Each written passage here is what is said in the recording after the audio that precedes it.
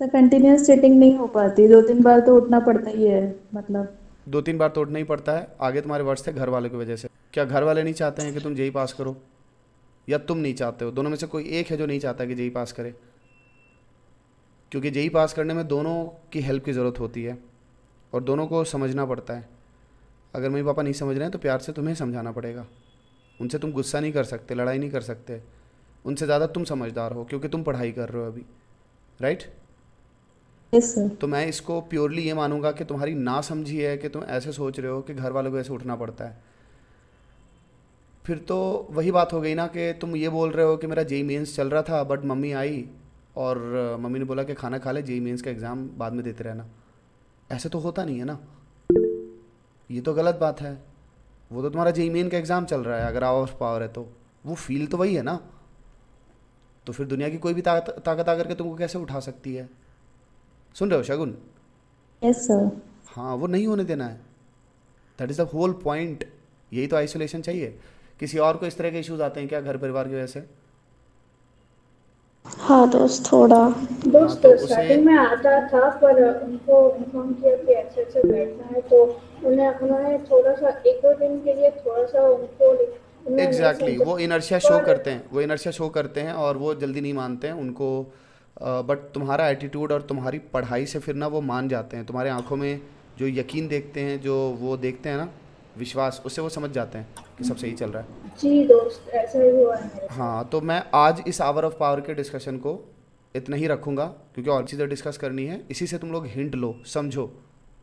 ठीक है, एक ही दिन हम एक ही टॉपिक पे ढेर सारा डिस्कशन नहीं करने वाले, मतलब करेंगे किसी दिन। बट इतने से तुम हिंट लो कि अगर तुम्हें घर परिवार वालों की वजह से उठना पड़ रहा है, तुम्हें अगर ऐसा फील हो रहा है कि यार मुझे बीच में ब्रेक लेना पड़ गया इसलिए क्योंकि घर वाले आ गए थे, तो पॉइंट है कि तुम ही सिंसियर नहीं थे। ये तुम्हारी चीज़ है। और बाद में जब तुम्हारा नहीं आएगा ना रिजल्ट, तो वही तुम्हें चार बात सुनाएंगे। तो ना तो तुम उनकी वजह से डिस्टर्ब हो, ना तो तुम उनके ऊपर गुस्सा करो। भाई चिल, अपना काम करो चुपचाप। ठीक है? और तुमको हर वक्त कसम खानी होगी अगर तुम इतना ज़्यादा डेडिकेटेड। देखो, अगर तुम्हारे साथ सबसे बड़ा इशू ये होता है कि तुम यही सोचते हो कि तुम्हारा जेई मेन 2 महीने बाद है। मैं बोलता हूँ हर दिन तुम्हारा जेई मेन है। मैं तुमसे बोलता हूँ कि किसी को ज़िंदगी के बारे में पता है? मुझे बस इतना पता है कि मुझे जीने को अभी का समय मिला है बस। और मैं उसी को जीने की कोशिश कर रहा होता हूँ और बेस्ट करने की कोशिश करता हूँ। तो मुझे गारंटी दो कि कितना समय मिला है हमें? हमें किसी को नहीं पता। भाई जो सामने मिला है उसको बेस्ट करो ना, उसको अच्छा करने की कोशिश करो। तो जब तुम आवर पावर में बैठे हो तो वो जिम्मेदारी 5 गुनी बढ़ गई है, 10 गुनी बढ़ गई है, क्योंकि वही वही तुम्हारा गोल है। तुम कैसे समझौता कर सकते हो? कोई समझौता नहीं करना, कोई कॉम्प्रोमाइज़ नहीं यहाँ पर। ओके? सानिध्य, रुद्रांश, समग्र, किस तरह का इशू डेली वाले प्रोसेस में बताओ। रोहित, तुमने हाथ उठाया तो कोई इशू है? सर इतना जो कंटिन्यूस स्टडी होता है उस चक्कर में कभी कभी बहुत ज़्यादा वो हो जाता है, क्या बोलते हैं, सैचुरेट हो जाता है माइंड। तो ब्रेक लेना ही पड़ता है, हम्म। खासकर जब भी कुछ कुछ हम्म। सब्जेक्ट्स के लिए होता है, ऐसा मैथ्स के हम्म। लिए हो गया एग्जैक्टली वैसा। Exactly exactly. देखो, अगर ये इतना ही आसान होता तो कोई भी कर लेता। मैं ये मानता हूँ कि सेम पोटेंशियल, सेम पढ़ाई करने वाले, सेम बैच के स्टूडेंट्स, मैंने से एक ही बैच से, एक ही कोचिंग में, एक ही बैच से, एक ही समय से पढ़ने वाले, हर एग्ज़ाम को देने वाले दोस्तों को अलग अलग रैंक लाते हुए देखा है।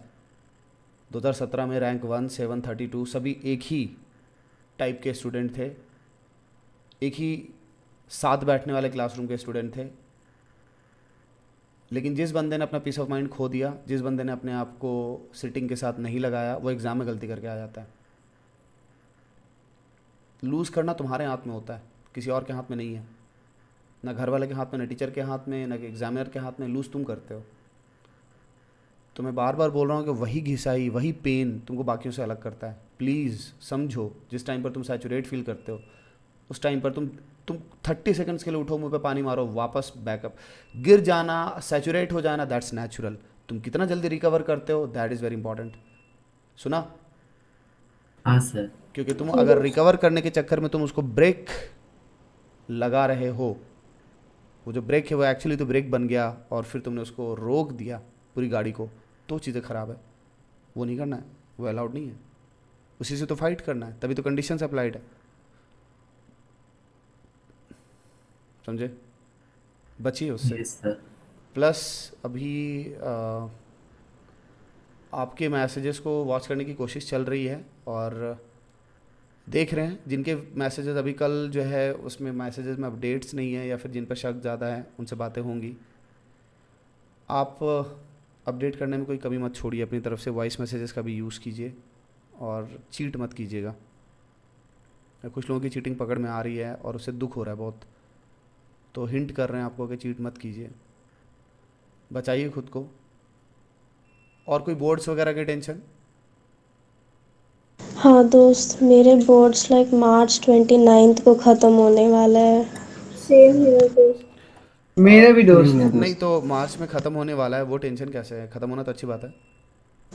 पर नहीं, वो दोस्त एक्चुअली उसके 29 बाद ना सेकेंड 6 ईयर के दिन लिए। 6 दिन मिलने वाले हैं 6 दिन में एंड ये सेशन 2 है मेंस का। हाँ।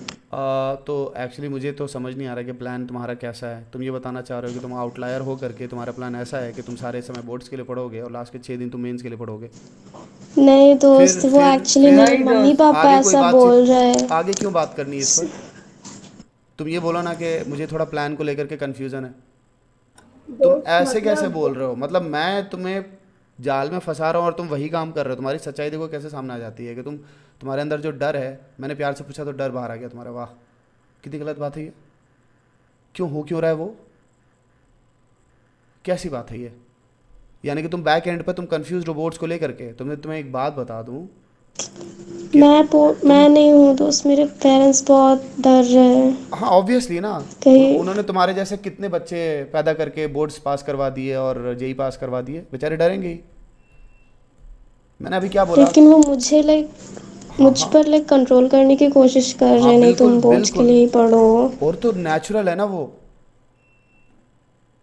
नेचुरल है। अगर वो कम परसेंटाइल देखेंगे तो वो करेंगे वैसा, लेकिन जब तुम कॉन्फिडेंस सामने रखोगे और तुम कंटिन्यूस मेहनत सामने रखोगे तो वो समझेंगे।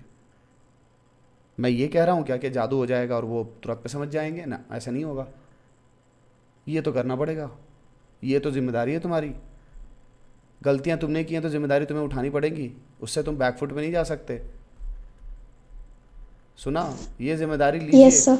और ये आपको बता दें कि आप अगर ये सोच करके चलते हैं ना कि बोर्ड्स जो है उसकी वजह से, बोर्ड्स की वजह से जो है आपके जेई हैम्पर होगा या फिर जो है जेई की वजह से बोर्ड्स हैम्पर होगा, तो देखिए जेई हैम्पर होने वाला है, बोर्ड्स हैम्पर नहीं होते। एक छोटी सी बात मैं रिपीट करूँगा, आप रितिका को जानते हैं। रितिका ने 2 साल पढ़ाई नहीं की थी बोर्ड्स के लिए, कुछ भी, नो अटेंडेंस, 0 अटेंडेंस, कुछ भी नहीं, कभी छुआ ही नहीं। और 10 दिन पहले जा कर के जो वैसी चीज़ें हैं जो बिल्कुल कभी नहीं पढ़ते, इंग्लिश हो या फिर जो दूसरे लैंग्वेजेस या जो भी होता, कंप्यूटर्स वगैरह, वो किया था। तो क्या उसके पेरेंट्स को नहीं डरना चाहिए था? हाँ, क्या उसके पेरेंट्स डरे नहीं? क्या उसके स्कूल के टीचर्स ने उसको कुछ बोला नहीं? बोला। लेकिन ये तुमको पता होता है कि क्या हो रहा है, क्या नहीं हो रहा है, क्या होगा और तुम्हें हैंडल कैसे करना है। इवेंचुअली स्कूल टॉपर थी 96-97% के साथ। ये स्टोरी ये नहीं बता रही है कि जेई के लिए नहीं पढ़ा जाता है, जेई के लिए पढ़ा जाता है और बोर्ड्स के लिए नहीं पढ़ा जाता है। स्टोरी ये बता रही है कि एक्चुअली तुम्हारा पीसीएम ही सब कुछ है। तुम्हारे साइंस स्ट्रीम से अगर तुम हो तो तुम्हारी कॉपी जिस दिन बोर्ड्स में चेक होती है ना, उस दिन मतलब majority of the copy check करने वाले बंदे समझदार होते हैं और वो जब तुम्हारे कॉन्सेप्चुअल अप्रोच को देखते हैं ना बाकियों से different, majority of the students वो रट करके जाते हैं जो तरीका उनको स्कूल में सिखाते हैं। जेई के लिए सिंसियरली पढ़ने वाले बच्चे वो अपनी तरफ से लिखते हैं, कॉन्सेप्चुअल अप्रोच दिखाते हैं और जब वो कॉपी देखते हैं ना वो समझ जाते हैं। तो आज तक मैंने कोई एक्सेप्शन और कोई भी इस चीज़ से डिफरेंट नहीं देखा। कभी भी मैंने इस कहानी में कोई भी अजीब चीज़ नहीं होते हुए देखी कि हाँ किसी ने जेई के लिए ढंग से पढ़ा, पीसीएम अच्छा किया और उसने जाकर के बोर्ड्स में चीज़ें ख़राब कर दी। हमेशा अच्छे परसेंटेज, दैट मीन्स वो 92, 93, 94 वाले एक स्टूडेंट था जिसका मैंने वर्स्ट रिजल्ट देखा। और वो पता वर्स्ट रिजल्ट क्या था? 91। और वो पता है वो कौन था स्टूडेंट? वो 2015 का all India rank 1 Satvat Jagwani. Literally उस इंसान को नफरत थी बोर्ड से। आप ये कह सकते हो। तो आप थोड़ा ना, आप समझिए कि आप गलत रास्ते मत चले जाइएगा। आप सब चीज़ें मैनेज कर सकते हैं, आप चीज़ों को बड़ा बना देते हैं जिन चीज़ों को बड़ा नहीं बनाना है। अननेसेसरी ये सब जो हरकतें आपकी है ना, वो आपको बहुत बहुत नुकसान पहुंचा सकती, बचिए इससे। आप प्लान्ड वे में चलेंगे, चीज़ें सब अच्छी रहेंगी। क्लैरिटी लेकर के चलिए, सब चीज़ें अच्छी रहेंगी, ठीक है। तो थोड़ा ना जी वॉइस दोस्त। मैसेज का यूज़ करके आपका जो बोर्ड्स के साथ जो आपका प्लान है ना, वो ज़रूर मुझको ना नोट डाउन करवा दीजिएगा, ठीक है। बीच में समय निकालिएगा, जब भी आप फ्री रहते हैं 5 मिनट लगाइए, डिटेल्ड वॉइस मैसेज डालिए कि मोहित सर मेरा ये प्लान है, बोर्ड्स के साथ ना मैंने ऐसे ऐसी चीज़ें सोची हुई हैं एंड मुझे इतना टेंशन, मुझे उतना टेंशन है, वेंट आउट कर दीजिए पर्सनली, ठीक है। डन। अभी की सभा को यहीं पर समाप्त जी करते हैं। दोस्त। अभी की सभा को यहीं पर सर समाप्त सर करते हैं। हाँ बोलो बोलो रोहित। सर मैं जो बोल रहा था ना कि आवर ऑफ पावर है, तो कभी कभी अगर ऐसा होगा कि हमको दिन का टाइम नहीं मिलेगा, तो मैं कहता हूँ आवर ऑफ पावर को हमको एक पर्टिकुलर टाइम पे रखना चाहिए, या जब हमको ऐसा वो कुछ नहीं है, स्लॉट मिल रहा है। फ्लेक्सिबिलिटी, क्योंकि देखो सबके कोर्सेज चल रहे होते हैं, कोई क्लब में पढ़ रहा है, कोई कहीं और पढ़ रहा है, कोई कुछ और फॉलो कर रहा है। तो अपने हिसाब से आवर हम फार का फ्लेक्सिबल कर बेसिकली सकते हैं पर्पस उसको। ये है, बेसिकली पर्पस देखो है ये है कि तुम समझो कि कुछ भी इम्पोर्टेंट नहीं है सिवाय इसके, तुम्हारे इस गोल के।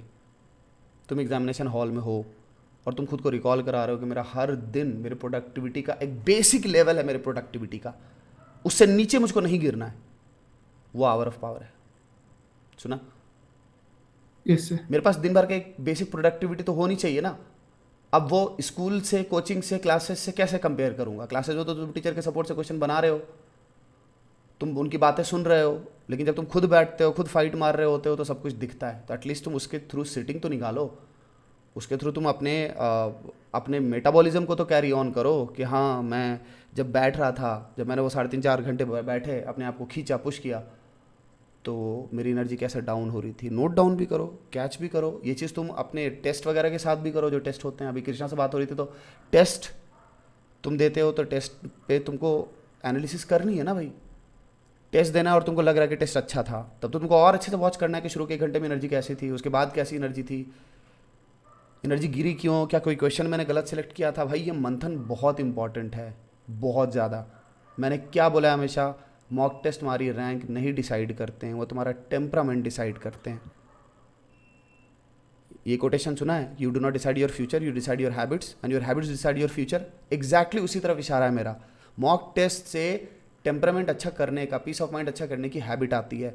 ये हैबिट होती नहीं लोगों में, और मैं उसी का एग्जांपल अभी दे रहा था। एक ही बैच से रैंक 1, 7 और 32 सेम टाइप की मेहनत करने वाले स्टूडेंट्स की आई। वो एग्जांपल की तरह इशारा कर रही है। एग्ज़ाम समय में तुम्हारा पीस ऑफ माइंड डिफरेंट हो जाता है। तुम जितना उस पर फुल प्रूफ काम कर रहे होगे, तुम एग्ज़ाम के दिन बचोगे। तुमको पता है ना कि तुमने इस बार बहुत गलतियां की, तुम लोगों ने बहुत सारी सिली मिस्टेक्स थी। तुम्हारे 30-40 मार्क्स ऑन एन एवरेज तुमने लूज किए हैं। Yes sir. Yes sir. तुम्हारी परसेंटाइल कोई और लेकर के गया है, वो फिर से होगा, क्योंकि तुम फिर से वही चीज़ें रिपीट करोगे। समझे? चलिए ठीक है, मैं सभा समाप्त कर रहा हूँ, डिले हो रहा है, बहुत सारे दूसरे काम है। ठीक है बाय, अभी के लिए फिर मिलते हैं, फिर कुछ Bye. और आगे करते हैं डिस्कशन। दोस्त अगर फ्री बाय हो गया दोस्त। तो टेलीग्राम चेक कर लेना प्लीज। हाँ देख, अगर कुछ सीरियस है तो बोल दे, अगर बाकियों के सामने बोल सकती है तो कोई बात नहीं।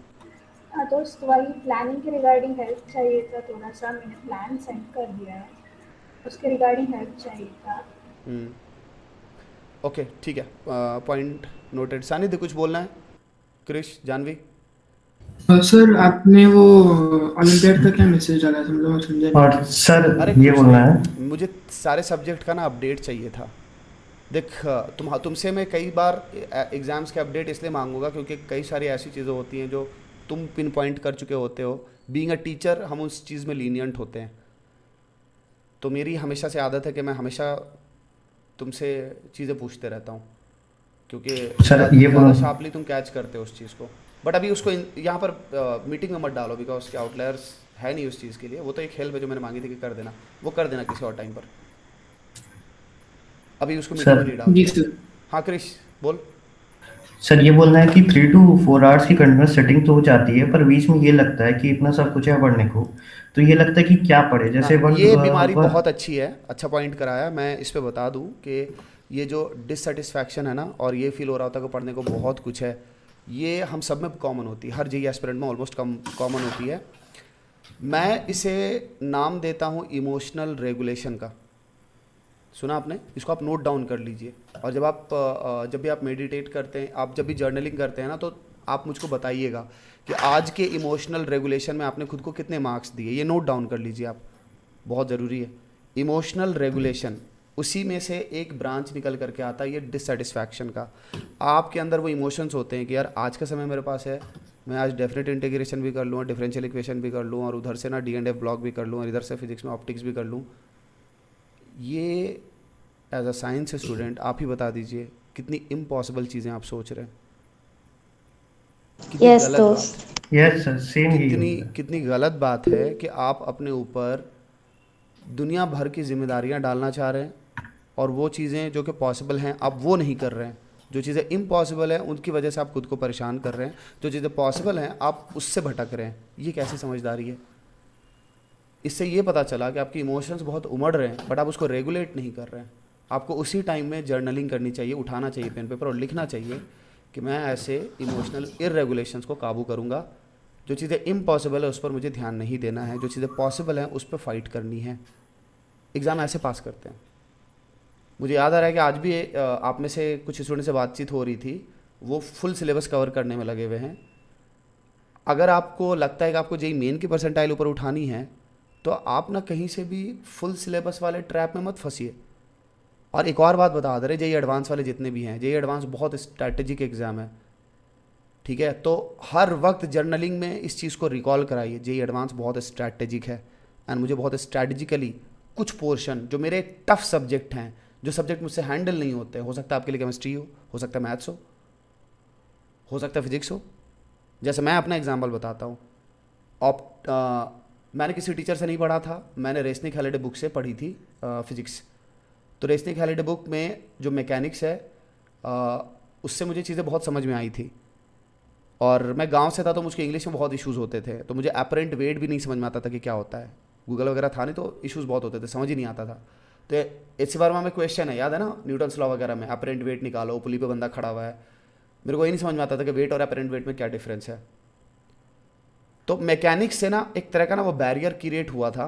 और कई सारी जगह पे आपको पता ही है मैकेनिक्स रिस्की होता है, ये मान के चलना कि आपने अगर क्वेश्चंस आपने प्रैक्टिस भी कर ली है, बट मैकेनिक्स कहीं ना कहीं जो है वो एक ऐसा पार्ट होता है जो कि पता नहीं एग्जाम के समय में आपका कितना साथ देगा, वो वाला फैक्टर आता है। तो मैंने उसके जगह पे स्ट्रैटेजिकली क्या किया था कि ऑप्टिक्स, मॉडर्न फिजिक्स वो अच्छी कर ली थी, और उसी के क्वेश्चन बनाए थे मैंने। सुन रहे हैं? कोऑर्डिनेट ज्योमेट्री, कैलकुलस, मुझको पता था कि ये मेरे से होता है और मुझको इसी पे काम करना है, तो मैंने आगे कुछ किया ही नहीं। और एग्जैक्टली वही चीज़ हिट कर गई, प्रोबेबिलिटी भी हिट कर गई थी। बट आपको ये समझना पड़ेगा, आपकी स्ट्रैटेजी ना, मतलब मेरे जैसा इंसान को एक रैंक मिल गई जेईई में, that was kind of impossible thing. वो सिर्फ इसलिए क्योंकि मैं स्ट्रैटेजिकली चला था। ऐसे ढेरों लोग हैं, ढेरों स्टूडेंट हुए हैं। अरे स्टूडेंट तो ऐसे हुए जिन्होंने कि एक सब्जेक्ट पकड़ा और बाकी दोनों सब्जेक्ट में थोड़ा थोड़ा काम किया, बहुत सिलेक्टिव, और उसी से जेईई एडवांस पास कर ले, वो भी डिसेंट 3000 रैंक। बहुत ज़्यादा स्ट्रैटेजिक एग्जाम है जेईई एडवांस, बहुत ज़्यादा। आपको इंडिविजुअल सब्जेक्ट के कट ऑफ पास करने होते हैं और ओवरऑल मार्क्स को ऊपर उठाना होता है।